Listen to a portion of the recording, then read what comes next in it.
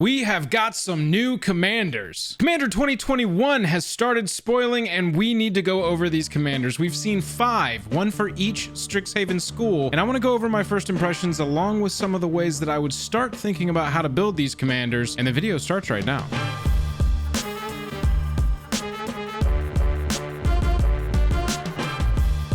Special thanks to our Patreon supporters who power our channel. Check out our Patreon for monthly giveaways, exclusive content, and even a starring role in our fan fight series. Link in the description below. Hello and welcome to the day. Thank you for spending your time with us. Welcome back to another episode of Jake and Joel Are Magic. I am Joel. We're going to go over the new commanders from Commander 2021 and my very first impressions of them. But before we do, if you would, go down there, hit that like button if you like the video. By the end of it, hit that dislike button if you don't. Let's check out what Strixhaven has to offer. Commander 2021. We have got a commander for each Strixhaven college. Let's take a look at what we've got, and let's start with Breena the Demagogue. A black, a white, and one other for a 1/3 bird warlock with flying. Whenever a player attacks one of your opponents, if that opponent has more life than another of your opponents, that attacking player draws a card and you put 2 +1/+1 counters on a creature you control. So I see a couple of ways that I would want to build this out of the gate. Obviously, we want to take advantage of the fact that we've got this incentive that we're giving to our opponents to attack the player with not the lowest life total or us. Obviously, Breena's not going to trigger if they're attacking us with things, so I think that we could lean a little bit into that. Also, with flying and attackers, whenever a player attacks one of your opponents, that counts you if that opponent has more life than another of your opponents, so just not the lowest life total. That attacking player, which can be you, draws a card and you put 2 +1/+1 counters on a creature you control. So we have the ability to take advantage of this as well with flyers. And so I think right out of the gate, I would say, all right, well, let's pack some flyers into this deck with cards like Ameria Angel. Whenever a land enters the battlefield under your control, you're creating a 1/1 bird creature token. That's a really good way to start this if we've got attackers that are always going to be punching through.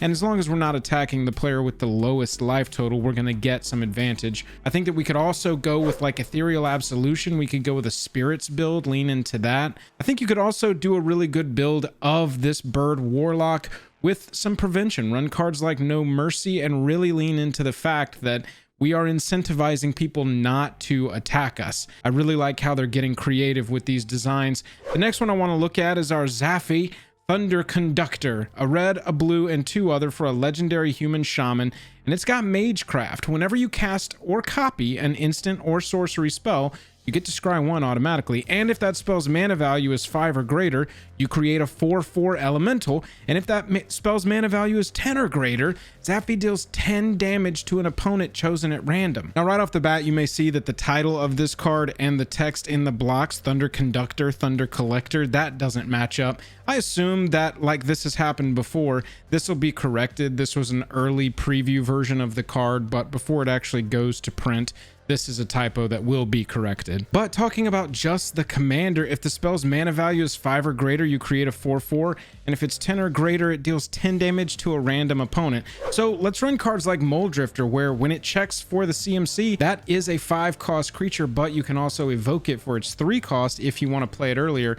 So look for spells that the CMC or the mana value is going to be 5 or greater, but maybe can be cast for a lower cost or no cost. And if we're looking for 10 CMC spells, look no further than Jin-Gitaxias Core Augur, or any spell that's 10 or more. You're going to have some really impactful, hard-hitting spells, but I just can't imagine that there's anything more fun with this deck than EOT, cast Jin-Gitaxias at the end of your opponent's turn, deal 10 damage randomly with Zaffai, and now you've got Jin-Gitaxias on the battlefield. Just insane. Also, look, you're in red and blue. You're not in a super rampy color scheme, and so you need to put some treasure tokens in here as well. I would say that having a lot of treasure, having a lot of mana rocks is really going to benefit you in the long run to be able to cast some of these really expensive spells.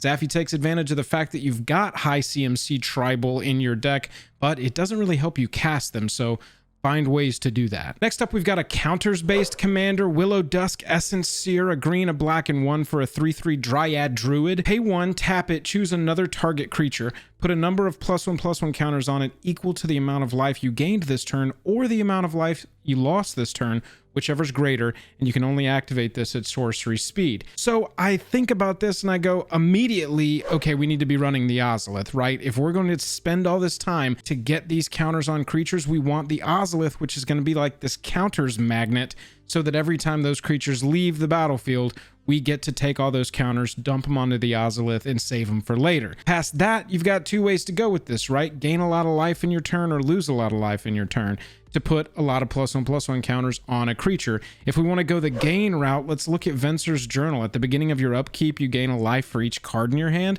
That's a pretty chunky group of life gain to put on one of these creatures in the form of +1/+1 counters. And if you want to go the opposite direction, run cards like Bolas's Citadel or cards with Phyrexian mana symbols. Bolas's Citadel is going to pay life equal to its converted mana cost for casting spells that it's revealed from the top of your library. And so you're going to be able to actually control how many +1/+1 counters you can put on there based on how many CMC you can cast with Bolas's Citadel. This is the commander that I'm probably least high on out of the batch. Let me know if you've got a creative way that you're thinking about building this one, because I really want to explore this one more before I really make a final judgment. However, one of my favorite ones that I've seen so far is Osgir the Reconstructor, a white, a red, and two other for a giant artificer 4/4 with Vigi. You can pay one to sack an artifact. Target creature you control gets +2/+0 until end of turn. And you can pay X and tap it to exile an artifact card with mana value X from your graveyard to create 2 tokens that are copies of the exiled card. Put them right onto the battlefield. That's only sorcery speed, but who cares? This is so powerful. Immediately, if you saw our stream, my first reaction was a land plus Jeweled Lotus. We're suddenly casting Osgir on turn 1. And then on turn 2, we can use this ability, bring 2 Jeweled Lotuses back for 0, so that we're ready to recast Osgir whenever he dies. Oh my gosh, that's just nuts. And then you just start churning through your decks, sacrifice your artifacts to get big attacks rolling through, bring them back with the ability, the second ability, to create 2 tokens of those artifacts that you've sacrificed. I'm a really big fan of this commander. I think it's really, really cool. Another thing that you're going to want to look for as you build this is artifacts that get more powerful when you get redundant with their abilities. With Panharmonicon, you've got this passive effect that's going to stack. Having 2 Panharmonicons on the battlefield, having all of your artifacts and creatures entering the battlefield cause the triggered abilities of permanents to trigger twice. That is really huge, and I think that this card belongs in the Osgir deck for sure. I'm also a big fan of our Quandrix commander. We've got Adrix and Nev twin casters, a blue, a green, and 2 other for a 2/2 Merfolk wizard. We've got a new keyword with Ward. Whenever this creature becomes the target of a spell or ability an opponent controls, counter it unless that player pays 2, since Adrix and Nev have Ward 2. And they also have, if 1 or more tokens would be created under your control, twice that many of those tokens are created instead. So initially I start thinking,